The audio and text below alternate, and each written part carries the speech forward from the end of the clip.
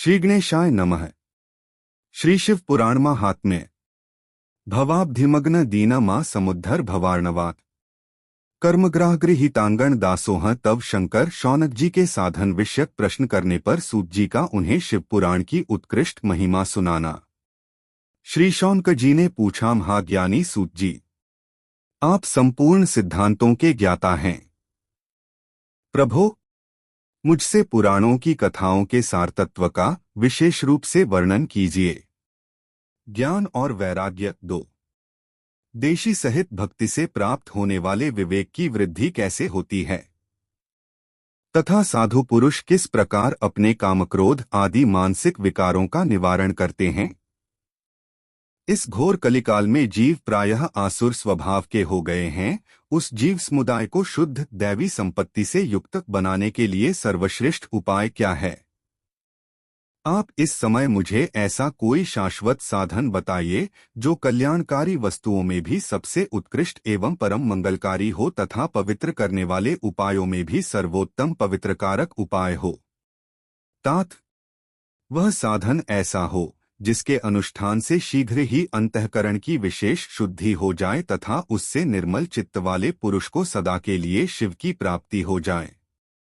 श्री सूत जी ने कहा, मुनिश्रेष्ठ शौनक, तुम धन्य हो क्योंकि तुम्हारे हृदय में पुराण कथा सुनने का विशेष प्रेम एवं लालसा है। इसलिए मैं शुद्ध बुद्धि से विचार कर तुमसे परम उत्तम शास्त्र का वर्णन करता हूँ। वत्स, वह संपूर्ण शास्त्रों के सिद्धांत से संपन्न, भक्ति आदि को बढ़ाने वाला तथा भगवान शिव को संतुष्ट करने वाला है।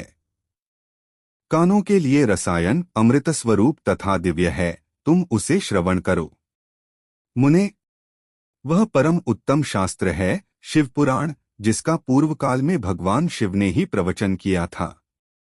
यह कालरूपी सर्प से प्राप्त होने वाले महान त्रास का विनाश करने वाला उत्तम साधन है। गुरुदेव व्यास ने सनत कुमार मुनि का उपदेश पाकर बड़े आदर से संक्षेप में ही इस पुराण का प्रतिपादन किया है। इस पुराण के प्रणयन का उद्देश्य है कलयुग में उत्पन्न होने वाले मनुष्यों के परम हित का साधन। यह शिव पुराण परम उत्तम शास्त्र है। इसे इस भूतल पर भगवान शिव का वाङ्मय स्वरूप समझना चाहिए और सब प्रकार से इसका सेवन करना चाहिए। इसका पठन और श्रवण सर्वसाधन रूप है। इससे शिव भक्ति पाकर श्रेष्ठतम स्थिति में पहुंचा हुआ मनुष्य शीघ्र ही शिवपद को प्राप्त कर लेता है। इसीलिए संपूर्ण यत्न करके मनुष्यों ने इस पुराण को पढ़ने की इच्छा की है अथवा इसके अध्ययन को अभीष्ट साधन माना है। इसी तरह इसका प्रेम पूर्वक श्रवण भी संपूर्ण मनोवांछित फलों को देने वाला है। भगवान शिव के इस पुराण को सुनने से मनुष्य सब पापों से मुक्त हो जाता है तथा इस जीवन में बड़े बड़े उत्कृष्ट भोगों का उपभोग करके अंत में शिवलोक को प्राप्त कर लेता है। यह शिव पुराण नामक ग्रंथ 24,000 श्लोकों से युक्त है। इसकी 7 संहिताएं हैं। मनुष्य को चाहिए कि वह भक्ति, ज्ञान और वैराग्य से संपन्न हो बड़े आदर से इसका श्रवण करे। 7 संहिताओं से युक्त यह दिव्य शिव पुराण परब्रह्म परमात्मा के समान विराजमान है और सबसे उत्कृष्ट गति प्रदान करने वाला है। जो निरंतर अनुष्ठान पूर्वक इस घ शिव पुराण को बांचता है अथवा नित्य ये प्रेम पूर्वक इसका पाठ मात्र करता है, वह न पुण्यात्मा है, इसमें संशय नहीं है।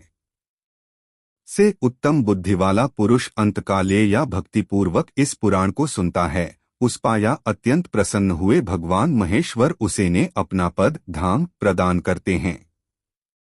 जो प्रतिदिन आदर पूर्वक इस शिव पुराण का न पूजन करता है, वह इस संसार में संपूर्ण भोगों को भोग कर अंत में भगवान शिव के पद को प्राप्त कर लेता है। जो प्रतिदिन से आलस्य रहित हो रेशमी वस्त्र आदि के वेष्टन से इस शिव पुराण का सत्कार करता है, वह सदा सुखी होता है। यह शिव पुराण निर्मल तथा भगवान शिव का सर्वस्व है। जो इहलोक और परलोक में भी सुख चाहता हो, उसे आदर के साथ रम प्रयत्न पूर्वक इसका सेवन करना चाहिए। यह निर्मल एवं उत्तम शिव पुराण धर्म, अर्थ, काम और मोक्षरूप चारों पुरुषार्थों को देने वाला है। अतः सदा प्रेम पूर्वक इसका श्रवण एवं विशेष पाहन करना चाहिए।